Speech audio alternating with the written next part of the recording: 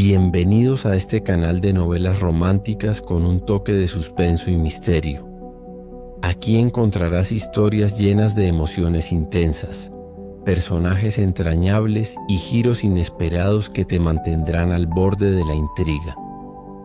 La novela del día de hoy es La campana que no caía, una historia donde el tiempo se convierte en prisión y el amor y la esperanza son la única salida. Prólogo. Elena creía llevar una vida tranquila, hecha de costumbres simples y días repetidos, hasta que un amanecer descubrió que el mundo había decidido volver a empezar y a repetir el mismo día una y otra vez. Atrapada en un bucle infinito, comenzó a buscar señales, pequeñas diferencias, pistas que le indicaran cómo romper la cadena. Fue entonces cuando conoció a Mateo, un científico que parecía saber más del tiempo de lo que cualquiera podría imaginar. Entre ecuaciones, confesiones y renuncias, Elena descubriría que para escapar no basta con luchar contra el reloj. Hay que aprender a soltar. Y en ese acto de fe, el amor aparecería como la respuesta más inesperada. Capítulo 1. El día que no terminaba, Elena despertó con la sensación dulce y repetida de la costumbre. La cafetera gorgoteaba en la cocina como si fuera un animal doméstico que todos los días exigía atención a la misma hora. El aroma a café se extendía por el departamento de techos bajos, mezclándose con el olor tenue de madera vieja de los muebles heredados de su abuela. El reloj despertador marcaba las 7:22, y como siempre la radio comenzó su noticiario con la misma voz que ella reconocía incluso con los ojos cerrados. Un 12 de junio como hoy, la campana llamó a la historia. Esa frase, tan solemne y absurda al mismo tiempo, la hacía sonreír. Era un comentario del locutor sobre la independencia o sobre alguna anécdota perdida que ya nadie escuchaba con atención. Pero Elena lo había tomado como un amuleto, un recordatorio de que incluso las frases repetidas pueden significar algo distinto cada día. Se levantó despacio, estirándose como un gato. El piso estaba frío, y el contacto con la cerámica le recordó que aún no había comprado esas pantuflas que tantas veces había pospuesto. Caminó hasta la ventana, corrió un poco la cortina y observó la calle. Los vecinos de siempre, la señora que regaba con esmero sus macetas de bugambilias, los niños que corrían con las mochilas colgando de un solo hombro, el panadero que cargaba sus charolas con olor a recién horneado. Todo igual, todo predecible, todo en apariencia normal. Eligió un suéter azul marino y se trenzó el cabello frente al espejo. No era vanidosa, pero había en ella un gusto secreto por cuidar esos detalles mínimos que le daban orden a la vida. Antes de salir tocó el relicario de plata que colgaba en su cuello.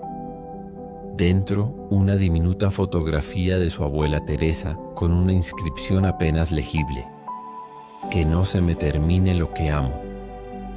Esa frase la acompañaba como un secreto, como si fuera más una oración que una advertencia. Al abrir la puerta del edificio la recibió el portero. Don Rogelio, con su chamarra verde gastada y la boina chueca, estaba ahí como cada mañana, apoyado en el marco de la entrada, vigilando la calle como un centinela de otro siglo. Dios le dé buenos días, señorita Elena. Hoy sí nos cae agüita, dijo con convicción, levantando la vista al cielo despejado. Ella rió como siempre. Ojalá, don Roche. A las jacarandas les hace falta. Caminó hacia el archivo histórico municipal, donde trabajaba clasificando documentos antiguos. Le gustaba pensar que cada papel que pasaba por sus manos era un testimonio silencioso de quienes habían estado antes. Cartas amarillentas con declaraciones de amor, actas de nacimiento con firmas temblorosas, fotografías en blanco y negro donde los desconocidos parecían mirarla a los ojos. Su trabajo, aunque rutinario, le daba un propósito: rescatar pedacitos del tiempo para que no se perdieran del todo. La jornada transcurrió como siempre. Ordenó cajas, tomó notas con guantes de algodón, transcribió nombres y fechas. Pero lo que parecía monótono para otros, para ella era casi sagrado. Un encuentro diario con fantasmas benévolos. A las 11, cuando salió a la plaza a tomar un café, vio lo de siempre. La niña que soltaba el globo rojo por descuido y lloraba, mientras el globo ascendía con terquedad hacia el cielo. El perro mestizo que ladraba frente a la bicicleta amarilla como si fueran enemigos jurados. La señora de la esquina que tarareaba un himno antiguo, desentonado, justo cuando la campana de San Gabriel daba las 6. Al llegar a casa, Elena encendió la lámpara de su velador, leyó 2 páginas de cartas decimonónicas y con el relicario entre las manos apagó la luz. El sueño llegó rápido, profundo, y entonces volvió a despertar. El mismo sonido de la cafetera, la misma frase en la radio. Un 12 de junio como hoy, la campana llamó a la historia. El mismo saludo de don Rogelio con la misma boina torcida. El mismo globo rojo escapando de la misma mano. Pestañeó confundida. Rió nerviosa llamándolo déjà vu. Pero cuando el día se repitió por tercera vez idéntico, ya no pudo reír. Todo estaba condenado a rehacerse. El acta de 1932 con la tinta corrida, la bicicleta chirriante, el perro ladrando al poste, el aroma de las gardenias mezclado con pan dulce en la tarde. Todo. La cuarta noche intentó resistirse al sueño. Preparó café fuerte, se paseó por el departamento, abrió todas las ventanas para que entrara el frío de la madrugada. Escribió su nombre una y otra vez en un papel como si así pudiera afirmarse en el presente. Pero a las 4:20, sus ojos se cerraron contra su voluntad y al abrirlos la cafetera estaba gorgoteando. Ese día compró un cuaderno de tapas duras. Empezó a registrar cada evento con exactitud. 8:30, saludo de don Rogelio. 8:40, olor a pan dulce. 11:05, globo rojo. 12:00, perro ladra 2 veces. 16:13, ventana de panadería empañada. 17:48, nube con forma de pez. 18:00, himno desentonado. Alles, tercer registro. Notó que lo que había creído inamovible tenía ligeras variaciones. Un segundo más, una nota diferente, una sombra distinta en la pared. Detalles minúsculos, casi invisibles que parecían gritarle: aquí está la salida. Esa noche, mientras acariciaba el relicario con los dedos fríos, se preguntó en voz baja: ¿qué es lo que no hice bien? El silencio del cuarto le devolvió solo el sonido distante de la ciudad como una respiración enorme que no se interrumpía nunca. Durmió y el día volvió a empezar. Capítulo 2. Señales en la grieta. Elena había aprendido a temer la llegada de la noche. No porque le asustara la oscuridad, al contrario, siempre había encontrado en ella un refugio, sino porque sabía lo que ocurriría apenas cerrara los ojos. El mundo entero volvería a empezar como si no existiera el cansancio, como si nada de lo vivido tuviera validez. Dormir se había convertido en la antesala de una condena. Despertar en el mismo 12 de junio, atrapada en un círculo de tiempo que se burlaba de sus intentos por escapar. Esa mañana, tras la repetición número 6, salió a la calle con el 600 cuaderno de tapas duras bajo el brazo. No era solo un diario, se había convertido en su tabla de salvación. Allí anotaba cada detalle, cada gesto, cada sonido. El saludo de don Rogelio con la boina torcida. El globo rojo que se escapaba de la mano de la niña. El perro mestizo que ladraba siempre frente a la bicicleta amarilla. La mujer que tarareaba un himno desafinado al mismo tiempo que la campana de la parroquia. Durante varios días todo parecía calcado con la precisión de un reloj antiguo. Pero el séptimo 12 de junio ocurrió algo diferente. Mínimo, pero suficiente para abrirle un hueco a la duda. La mujer del himno se equivocó en una nota distinta.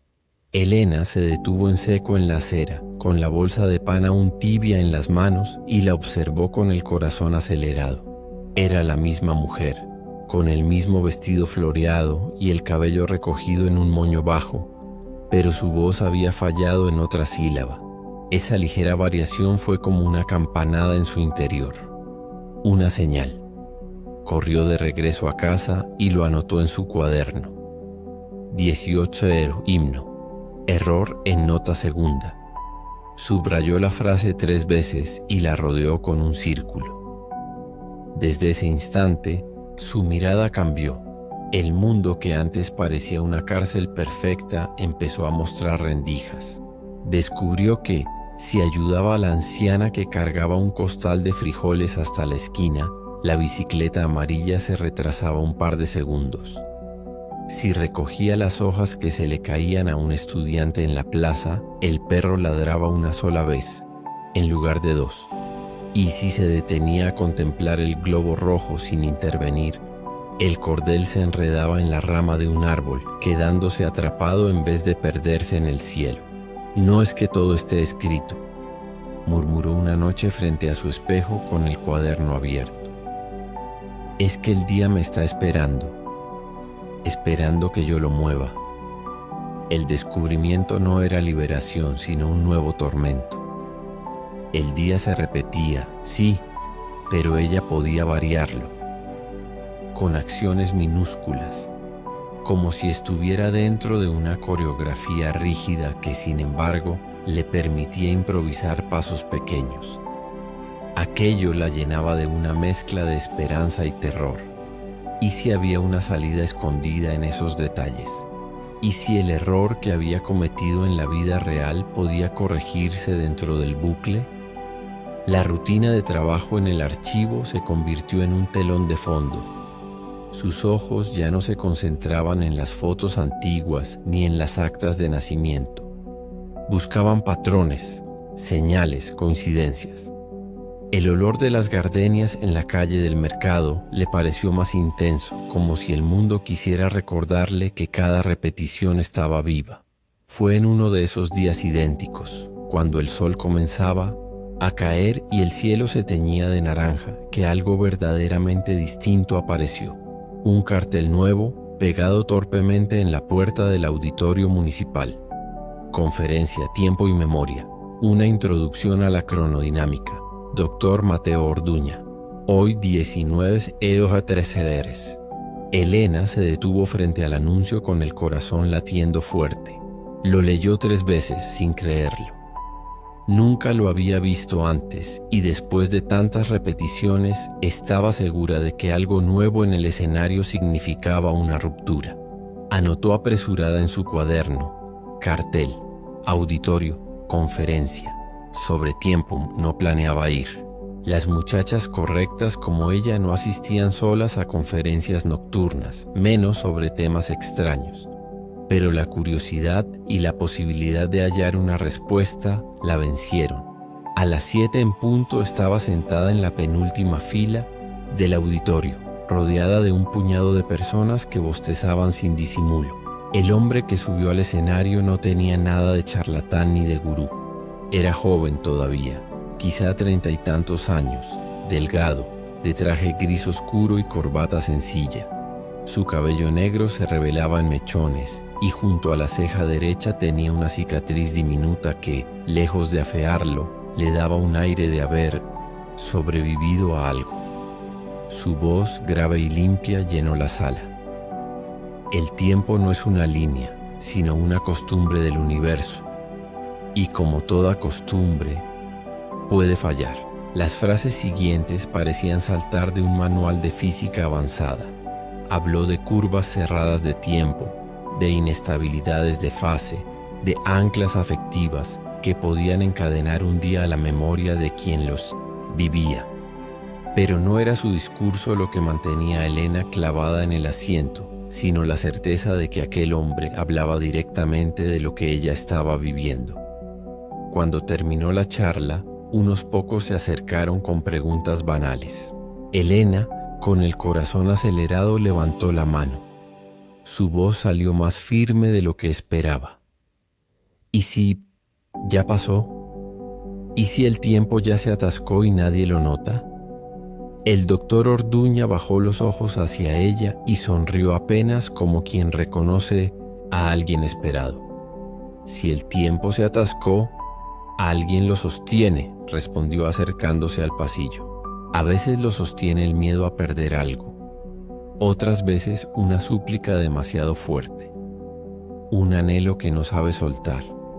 Elena apretó el relicario bajo su suéter, sintiendo su frío contra la piel. ¿Y cómo se suelta?, preguntó casi en un susurro. Con 2 manos, contestó él con seriedad. Una técnica para apagar la resonancia y otra moral para aceptar que el día termine. La frase cayó en ella como agua sobre piedra seca. No entendía del todo la parte científica, pero comprendió lo otro. Debía dejar ir, aunque le doliera. Antes de despedirse, él se inclinó un poco hacia ella. Mañana, a las 9 de la mañana, estaré en el café de la plaza, con una taza de té negro y una servilleta doblada en triángulo. Si me encuentras ahí, me cuentas lo que te pasa. ¿Y si no?, preguntó ella. Entonces sabrás que todo esto es un mal sueño. Esa noche, Elena durmió con el cuaderno abierto sobre la mesa y el relicario en la palma. Al despertar, la cafetera gorgoteaba. La radio repetía. Un 12 de junio como Miomos. Hoy la campana llamó a la historia. A las 9, en el café de la plaza, Mateo Orduña estaba esperándola, con su taza de té y la servilleta doblada en triángulo. Capítulo 3. El cuarto. 314. Elena no sabía si había corrido hacia el café o si el café la había estado esperando a ella. El hecho era que allí estaba él, sentado junto a la ventana, con una taza de té negro frente a sí y una servilleta doblada en triángulo, exactamente como lo había prometido. Mateo levantó la vista apenas la vio entrar. Sus ojos oscuros tenían esa cualidad difícil de explicar. Parecían mirar con rigor científico y al mismo tiempo con la calidez de quien realmente escucha. «Llegaste», dijo él con serenidad. «Llegué», repitió ella. Y en esa palabra cabía un mundo de asombro, porque después de tantas repeticiones, ver algo distinto era casi un milagro. Se sentó frente a él con el cuaderno de tapas duras bajo el brazo. El café olía a pan tostado y canela. La gente hablaba en murmullos, sin sospechar que allí, en esa mesa, alguien estaba dispuesto a romper las costumbres del universo. «Cuéntame todo», pidió Mateo. Elena abrió el cuaderno y empezó a mostrarle los registros, las horas exactas, las repeticiones del saludo de don Rogelio, el globo rojo, el perro, la bicicleta, la mujer del himno. Habló sin pausas, como si por fin se permitiera desahogar un secreto guardado demasiado tiempo. Mateo escuchaba sin interrumpir, apenas inclinando la cabeza de vez en cuando. Cuando ella terminó, cerró el cuaderno y lo acarició con la palma, abierta como quien reconoce un testimonio verdadero. «Lo que vive se llama bucle temporal», explicó bajando la voz. «El tiempo se cerró sobre sí mismo, pero no ocurre solo, necesita un ancla, un punto de apoyo emocional, una plegaria, un miedo, un recuerdo demasiado fuerte. Eso sostiene la repetición». Elena bajó la mirada al relicario que llevaba colgado. No necesitaba que nadie lo dijera. Sabía que allí estaba su ancla, la súplica que había hecho aquella noche en la parroquia, pidiendo una oportunidad más para no equivocarse, era un hilo que el tiempo había tomado demasiado en serio. «¿Y cómo se rompe?», preguntó casi temiendo la respuesta. «Con 2 actos al mismo tiempo», dijo Mateo. «Un acto técnico y un acto moral. Yo puedo encargarme de lo primero, apagar la resonancia que mantiene el ciclo, pero lo segundo depende de ti». ¿Qué tengo que hacer? Renunciar. Mateo la miró con una seriedad limpia. No pedir que el día se quede. Dejarlo ir. Agradecerlo y soltarlo. Elena tragó saliva. Después de tantos días idénticos, la rutina se había vuelto un refugio, incluso con su desesperación. Soltarlo era como lanzarse al vacío sin saber si habría suelo bajo sus pies. El laboratorio de Mateo estaba en la universidad, en un edificio antiguo que olía a libros húmedos y a metal. Subieron al tercer piso, al cuarto 314, donde él trabajaba en secreto con un equipo reducido. Al abrir la puerta, Elena se encontró con un escenario extraño. Pizarras cubiertas de fórmulas como hiedras enredadas, cables serpenteando por el suelo y en el centro un anillo metálico con bobinas y lámparas estroboscópicas que zumbaban como insectos eléctricos. Aquí nació la oscilación que detectamos hace semanas, explicó Mateo. Creíamos que era un fallo en el sistema. Ahora entiendo que era tu plegaria encontrándose con nuestras pruebas. Elena recorrió el espacio con paso lento, como quien pisa un templo profano. Se detuvo frente al anillo metálico, con los dedos rozando apenas la superficie fría. ¿Y qué pasa si fallamos?, preguntó en voz baja. Si fallamos, el bucle seguirá repitiéndose, quizá para siempre. Se miraron un instante. En los ojos de Elena había miedo. En los de Mateo la firmeza de alguien acostumbrado a enfrentarse al misterio. Los días siguientes se convirtieron en un taller de ensayo y error. Por las mañanas, Elena registraba con precisión cada variación del bucle. Por las tardes, Senteis reunía con Mateo en el cuarto 314 para calibrar el anillo y trazar cronogramas. Cada vez que ella contaba los detalles, el globo enredado en una rama, el perro ladrando solo una vez, el cambio de nota en el himno, él lo interpretaba como datos valiosos, como señales de que la repetición no era perfecta, de que había resquicios por donde escapar. Una tarde, mientras revisaban los cables del anillo, Mateo se detuvo de pronto. «Quiero confesarte algo». Elena levantó la mirada, sorprendida por el tono grave. «Hace años yo también deseé detener un día, no con experimentos, sino con el corazón. Había algo, alguien, que no quería perder, y pedí que el día no terminara. Fue un error. El tiempo no perdona caprichos». Guardó silencio, como si las palabras le hubieran dejado un vacío en la boca. «¿Y qué pasó?», preguntó Elena suavemente. «El día terminó igual, y yo aprendí que detener el tiempo no significa salvar lo que amas, sino condenarlo». Elena sintió un estremecimiento. El silencio del laboratorio se volvió espeso, cargado de algo más que teorías científicas. Por primera vez, comprendió que no estaba sola en su dolor. Aquel hombre, con toda su ciencia, también había conocido la pérdida y la súplica. Esa noche Elena soñó distinto. En lugar del día repetido, soñó con Mateo. Estaban en la plaza bajo la campana de San Gabriel. Él la miraba con seriedad, pero sus ojos tenían una ternura que no había visto en la vigilia. Cuando la campana sonó, no hubo repetición, solo un eco largo que parecía abrir puertas. Despertó con el corazón latiendo fuerte, sabiendo que el sueño había sido más revelador que cualquier cálculo. Al día siguiente, en el café de la plaza, lo encontró esperándola de nuevo. No con té ni con servilletas dobladas, sino con una mirada que parecía decir: «Estamos juntos en esto». «Mañana haremos el intento», anunció él. Elena apretó el relicario en su pecho. No sabía si estaba lista, pero comprendía que el tiempo no esperaría más.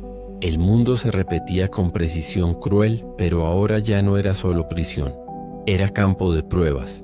Elena había descubierto que en cada gesto pequeño podía mover el engranaje y que junto a Mateo había encontrado no solo un aliado, sino un refugio. El bucle seguía cerrándose cada noche, pero por primera vez ella sentía que había un camino hacia la salida, y aunque no lo dijera en voz alta, también hacia algo más, un inicio nuevo, distinto, donde el corazón pudiera latir sin miedo a perderlo todo en la repetición. Capítulo 4. La ruptura. Elena despertó una vez más con el sonido de la cafetera gorgoteando en la cocina. El reloj marcaba las 7:22 y la radio repitió como siempre. Un 12 de junio como hoy, la campana llamó a la historia. Pero aquella mañana no era como las otras. En su interior algo había cambiado. Una decisión se había instalado como un hierro en el corazón. El día podía repetirse todo lo que quisiera, pero ella estaba dispuesta a romper el ciclo, aunque le costara la cordura, la fe o incluso la vida. Se vistió con calma. Eligió el mismo suéter azul, pero en lugar de la trenza apretada de costumbre, dejó que algunos mechones cayeran libres sobre su rostro. Miró su reflejo en el espejo y se dijo en voz baja: «Hoy termina». En el café de la plaza, Mateo Yala esperaba. Tenía la corbata ligeramente torcida y unas ojeras que delataban noches de trabajo, pero en su mirada brillaba una determinación firme. «Hoy es el día», dijo él sin necesidad de saludos. Elena asintió y le mostró el cuaderno. Las últimas páginas estaban llenas de anotaciones, variaciones, dibujos de relojes, flechas, incluso pequeñas oraciones garabateadas entre los registros. «Estoy lista», dijo, aunque su voz tembló. El plan era preciso y exigía sincronía.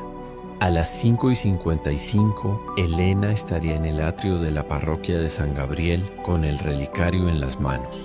A las 5:58, Mateo iniciaría el apagado del anillo en el laboratorio, enfriando las bobinas y apagando la lámpara estroboscópica. A las 5:59, Elena debía pronunciar la renuncia, dejar ir el día, agradecerlo y soltarlo. Y justo a las 6 en punto, cuando la campana sonara y la mujer del himno cantara la última sílaba, el bucle debería romperse. No había margen de error. El día transcurrió como una sombra anticipada. Elena caminó por la plaza con el corazón acelerado, repasando cada gesto. Saludó a don Rogelio como siempre, pero esta vez lo miró con un afecto distinto, como si fuese la última vez que escuchaba su predicción de lluvia. Sonrió a la niña del globo y en lugar de ayudarla, dejó que el cordel se soltara y el rojo se elevara, despidiéndose en silencio de esa escena que había visto decenas de veces. Acarició al perro mestizo que por primera vez no ladró, sino que la miró con ojos tranquilos. Cada detalle era una despedida. Cuando faltaban 10 minutos para las 6, se colocó frente a la parroquia. El cielo se había teñido de naranja y violeta, y las campanas colgaban mudas como esperando la orden del universo. La mujer del himno apareció en la esquina con el mismo vestido floreado, acomodando la bolsa del mandado en el brazo. Todo estaba listo. Elena sostuvo el relicario con fuerza. Su abuela la miraba desde la diminuta fotografía y la frase grabada parecía arder en la plata: «Que no se me termine lo que amo. Te dejo ir», susurró con la voz quebrada. «Gracias por este día, por todo lo que me diste, por lo que me quitaste. No lo detengo más. Termina». Las lágrimas le corrían por el rostro, pero no eran de miedo, eran de rendición. Por primera vez aceptaba que lo amado no se conserva deteniéndolo, sino soltándolo. En el laboratorio, Mateo observaba las gráficas en la pantalla. Las oscilaciones eran más violentas que nunca. El zumbido del anillo llenaba la sala como un enjambre metálico. Miró el reloj atómico, 5:58. Introdujo la clave y apagó la lámpara estroboscópica. Las bobinas empezaron a enfriarse, exhalando vapor. La línea de la pantalla descendía como una ola que se replegaba. «Vamos, Elena», murmuró. haz tu parte. Afuera, la mujer del himno comenzó a cantar. Elena la escuchó como si fuera la primera vez, y cada nota desafinada le pareció hermosa porque era única, irrepetible. La gente pasaba a su alrededor sin notar nada, pero ella sabía que todo el universo se estaba inclinando hacia ese momento. 5 segundos antes de las 6, cerró los ojos y apretó el relicario contra su pecho. No te aferro más, vete en paz. La campana sonó.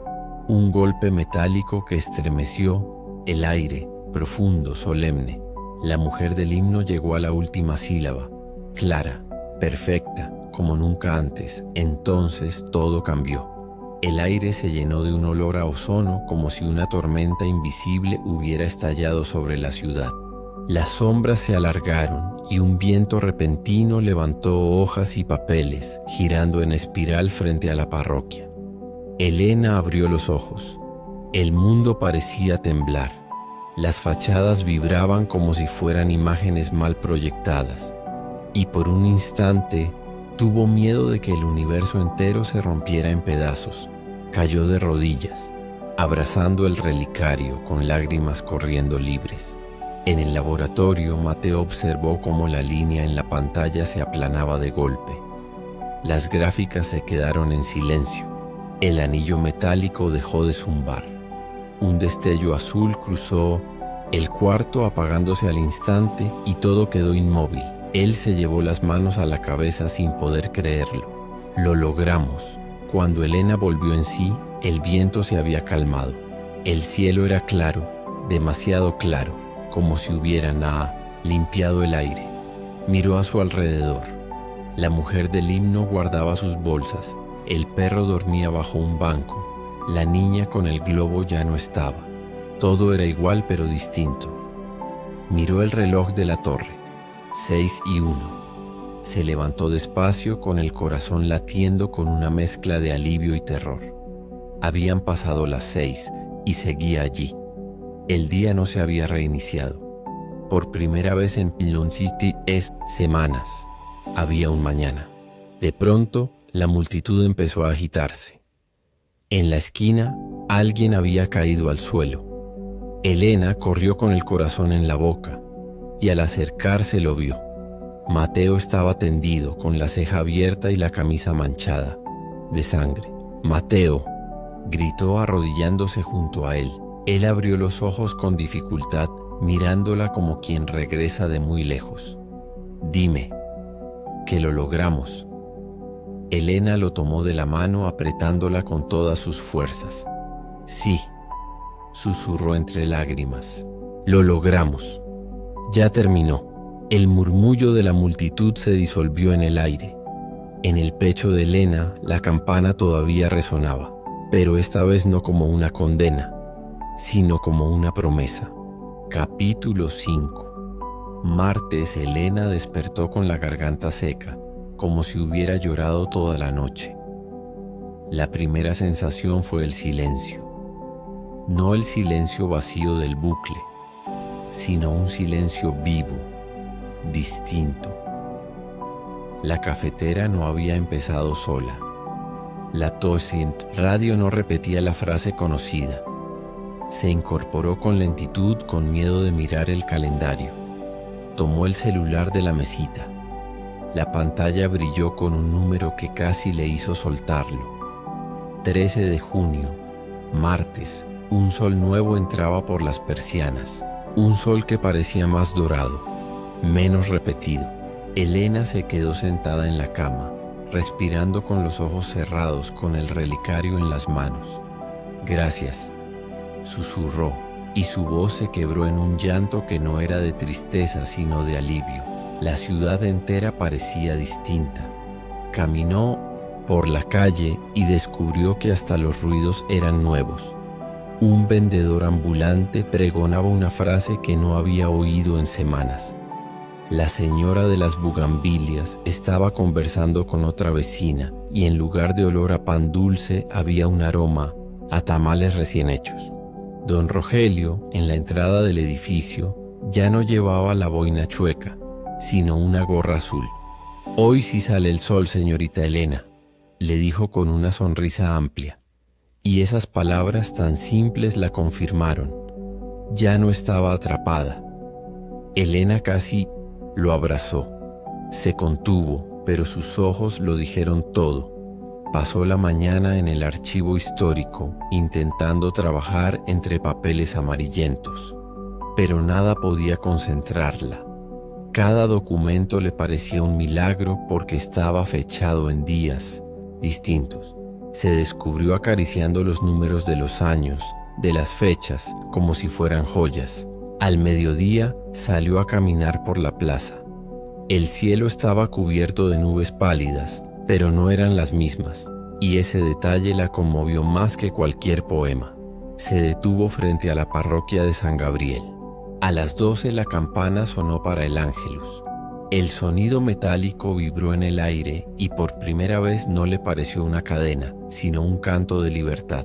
Apretó el relicario y la inscripción de su abuela le devolvió otra lección. Que no se me termine lo que amo. Ahora lo entendía de verdad. No se trataba de detener el tiempo, sino de vivirlo. La tarde la llevó al hospital donde habían atendido a Mateo. Su corazón latía acelerado mientras preguntaba por él en recepción.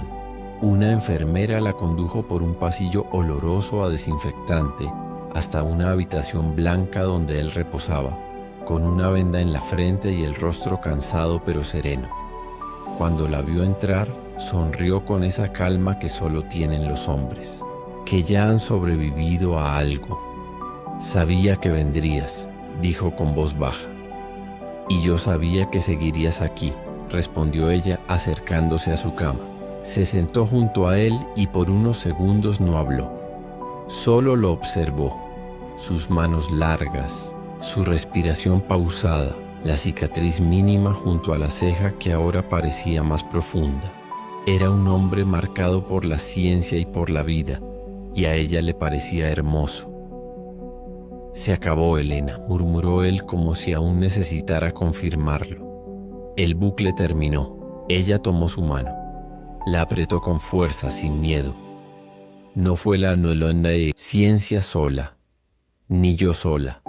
Fue nosotros. Él la miró, sorprendido por el plural, y en sus ojos apareció algo distinto, algo que no era cálculo ni lógica. Un calor que se parecía demasiado al amor. Los días siguientes fueron un aprendizaje nuevo. Elena se descubrió torpe ante la novedad de vivir cada día distinto. Se levantaba con ansiedad, esperando que todo se repitiera, y respiraba aliviada al ver un detalle nuevo. La nube con forma distinta, el perro que ya no ladraba igual, els y limonecitos, mercado con precios cambiados. Cada día era un regalo. Mateo, aún en recuperación, la llamaba por las noches. A veces no hablaban de nada importante. Él le contaba que había cenado en el hospital. Ella le describía cómo había olido la lluvia de la tarde. Eran conversaciones simples, pero cada palabra tenía el peso de un descubrimiento. Una tarde de domingo, cuando él ya estaba de pie, caminaron juntos por la plaza. La niña que antes soltaba el globo rojo corría ahora con uno azul. La mujer del himno tarareaba un bolero, ya no un canto desafinado. Don Rogelio, con su gorra azul, saludó a ambos con un gesto de complicidad. ¿Te das cuenta?, preguntó Elena con voz temblorosa. El mundo sigue, no se quedó quieto. El mundo nunca espera, contestó Mateo. Por eso hay que caminar con él. Se quedaron en silencio mirando a la gente pasar. Y entonces, sin planearlo, las manos se encontraron. Fue un contacto simple pero lleno de electricidad, como si en ese instante sellaran un pacto. El primer beso llegó semanas después frente a la parroquia. La campana sonó, pero esta vez no como inicio de un ciclo, sino como testigo de algo nuevo. Mateo inclinó el rostro hacia ella con una timidez que no le conocía, y Elena lo recibió sin dudas. Fue un beso lento, agradecido, que supo a pan dulce y a promesas. En ese instante comprendió que el amor no era detener el tiempo, sino tener con quien atravesarlo. Elena volvió a casa esa noche con una paz que nunca había sentido. Se recostó en la cama con el relicario aún colgado en el cuello y sonrió. Por primera vez en mucho tiempo no temía cerrar los ojos. Al despertar, el calendario marcaba 14 de junio, miércoles, y su primera palabra, mirando la ventana bañada de sol, fue un susurro sencillo. Gracias, porque el amor había encontrado un lugar donde vivir, y el tiempo, al fin, se había puesto en marcha otra vez.